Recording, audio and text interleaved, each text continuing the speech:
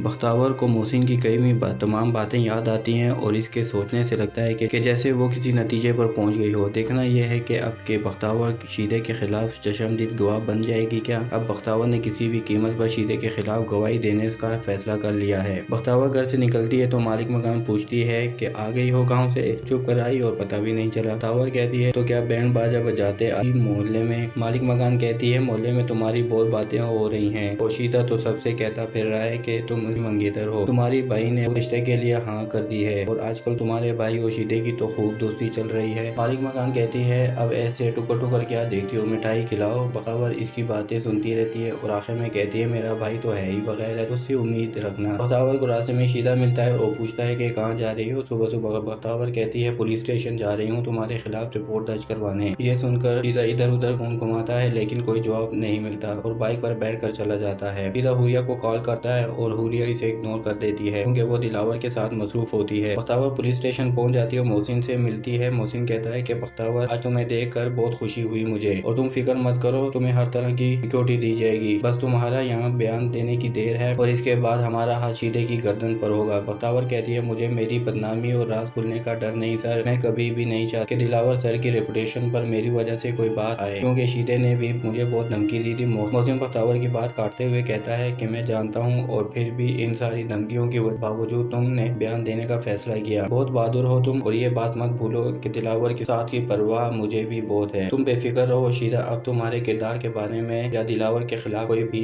उल्टी सीधी बात नहीं कर सकता। मोहसिन बख्तावर से काम के हवाले से पूछता है और बख्तावर कहती है कि सर अभी तो दिलावर साहब के कहने पर वहीं जॉब कर रही हूँ लेकिन मुझे नहीं लगता कि मैं ये जॉब जारी रख सकूँ। मोहसिन बख्तावर को मदद की यकीन दहानी कराता है और बख्तावर इनका शुक्रिया अदा करके चली जाती है। शीदा फिर से हुरिया को कॉल करता है और हुरिया फोन सुनने के लिए साइट पर चली जाती है और दिलावर ये देखकर कुछ समझ जाता है। शीदा हुरिया को बताता है कि वो चशमदीद गवाह पुलिस स्टेशन पहुंच गई है। हुरिया कहती है मैंने तुम्हारा काम कर दिया था ना, फिर क्यों बार बार कॉल कर रहे हो। हुरिया कॉल काट देती है और चौधरी साहब को फोन करके कहती है कि बाबा शीदे का कुछ करे, वो बार बार मुझे कॉल कर रहा है और मैं दिलावर के साथ एग्जीबिशन में मसरूफ हूँ। बख्तावर बैग पैक करती है और माँ कहती है ऐसे कैसे छोड़कर जा सकते हैं हम लोग, मोहल्ले वाले क्या कहेंगे। बख्तावर कहती है माँ कुछ भी नहीं सोचेंगे मोहल्ले वाले, हम कौन सा हमेशा के लिए जा रहे हैं, एक बार शीदे को सजा दिलवा दूं फिर हमें किसी से डरने की जरूरत नहीं। माँ पूछती है कैसी सजा, क्या बोल रही हो तुम। बख्तावर कहती है माँ इन बातों का अभी वक्त नहीं है, हमें इस वक्त यहीं से जाना होगा, शीदा किसी भी वक्त आ सकता है और बहुत बड़ा तमाशा लग जाएगा, हम कुछ दिनों के लिए आहत के घर चले जाएंगे। माँ पूछती है कि आखिर ऐसा क्या हुआ है। बख्तावर फिर माँ को बताती है कि शीदे ने मेरे ऊपर तेजाब फेंकने की कोशिश की थी, मेरे साथ जो लड़की थी वो तेजाब की जिद में आ गई और इसका पूरा चेहरा तबाह हो गया। इसका नाम शाहाना है और मैं मुस्तकबिल की खातिर खामोश रहकर इस गुनाह जुर्म का हिस्सा नहीं बन सकती। शाहाना को इंसाफ दिलाने के लिए मेरी गवाही की जरूरत है और मैंने फैसला कर लिया है मुझे कोई भी कीमत चुकानी पड़े मैं बख्तावर बनकर ही कोर्ट में बयान दूंगी,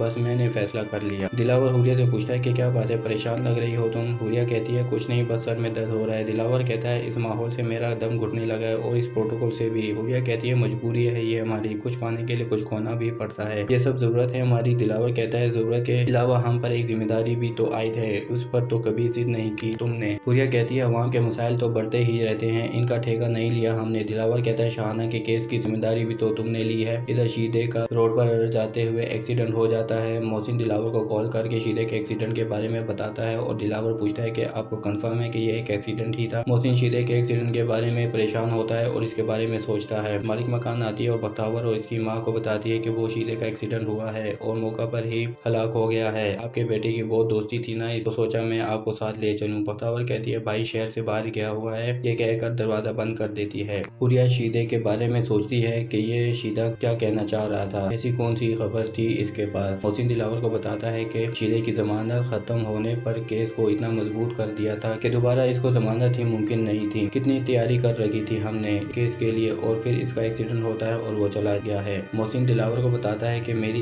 एक ऐसी पर्सनैलिटी से मुलाकात हुई है जो बिल्कुल तुम्हारे जैसी है। दिलावर कहता है ऐसी तो बहुत सी ख्वातीन है, मैं जानता हूँ इसको। मोहसिन कहता है हाँ भी और नहीं भी। दिलावर कहता है क्या पहेलियां बुझवा रहे हो, आप साहब बताए क्या कहना चाहते हैं। मोहसिन कहता है पहेलियां नहीं बुझवा रहा, तुम्हारी जिंदगी में एक ऐसी शख्सियत है जो खुद एक पहेली है और इस पहेली को बुझाना तुम्हारा काम है। आप बख्तावर को कहती है कि तुमने तो नौकरी छोड़ने का फैसला कर लिया था। बख्तावर कहती है हाँ माँ किया था, लेकिन पहले शीदे का डर था, अब कुदरत ने मुझे एक और मौका दिया है। बख्तू नूरा को फिर से समझाता है कि सालार से दूर रहा करो, वो आदमी ठीक नहीं। नूरा कहती है मैं समझ गई हूँ तुम्हारा मसला क्या है, वो मेरा हाल चाल पूछ लेते हैं तो तुम्हें जलन होती है। बख्तू कहता है तुम्हें शर्म नहीं आती। ऐसा कहते हुए मलिक साहब बख्तू और नूरा को देख लेते हैं बातें करते हुए और बख्तू को कहते हैं कि तुम मुझे आकर मिलो।